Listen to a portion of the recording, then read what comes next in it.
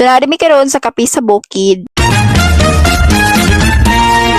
Hi mga mamshi ko, another mini vlog. So for today's video no, manglag din mi dito sa Kapi sa Bukid. So manglawas na namin sa Kapi sa Bukid mga mamshi no, kay naitan-aon nga standing crab ang akong bana. So timing pud kay paglaag na mga mamshi no, naka-payout na pud ko kay Meta no. So mga on mi dito mag-snack. So thankful kay ko sa mga nag-support nako, ga-like, comment and share sa akong mga videos. So mamili ko sa inyong tagaan no. So before mi manglawas dito sa Kapi sa Bukid mga mamshi, nag-ani sa mi diri sa Kawayan man siguro ni grabe kanay sa view gid diri oy, lami kay mag pero ulan man oy. So grabe po diri katugnaw mga mams no, og sa dihang kay tugnaw man nakatulog na ako ang baby. So kani pag-anhin mo diri mga mams no, wala gyud ni sa plano no. So timing wala sila mama tuag damulog no. Next time nang nako sila ubanon diri, ako na po yung mga libre nila. So tinuod bitaw mga mams no, dool man kay ni sa amo anding Kapi sa Bukid, pero karon na gyud mi nakalugar eh. So mo ni second time nako pag-anhi diri mga mams no, kay last anhin nako is itong uyab pa mi sa kong bana no, wala pa mi baby. So pag abot mo diri mga mams no, daghan kaayo og mga tao no. So wala ra gid kay na mga bagyo-bagyo no, pero tuloy-tuloy gid ang laag. Ganahan jud kay ko diri mga ma'am siya kay grabe kalimpyo silang sulod, and then tsada jud kay mag picture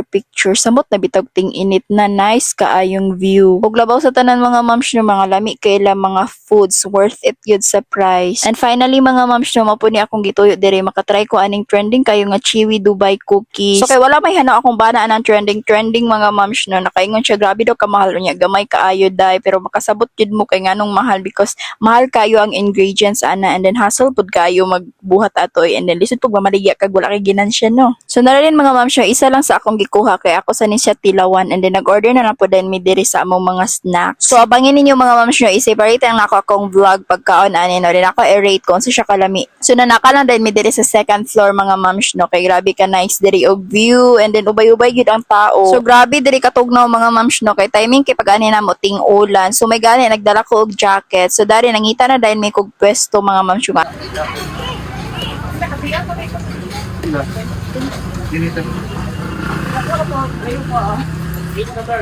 Since daghan kayo nag-order mga moms no, dugay-dugay gid na human ang amo mga gipang order nga snacks. Dayon while waiting sa among order, nagpicture na sa mi diri, and then nagvideo ang yung OA nga mamshi char. So fast forward mga moms na rin amo mga foods. Grabe kalami gid silang burger diri ko. Iparate ko 11 out of 10. So ang gi-order sa kong bana og kang sisel is chicken, and ako a beef. So ang beef nga burger worth 210 pesos at sa chicken 170 ra siya. So maura ni tanan gipang order na mo mga moms no, kay kabalo ko sa ko sa burger diri no, murag mabusog na gyud mi. So naguna-una lang din po sila kaon mga mams no, diri na din mi sa akong baby kay gusto ko magpaulayo og kaon mga mams kay mag-vlog ko. So abangi po din yung full bag sa pagkaon ko sa burger no. So sa mga naka-try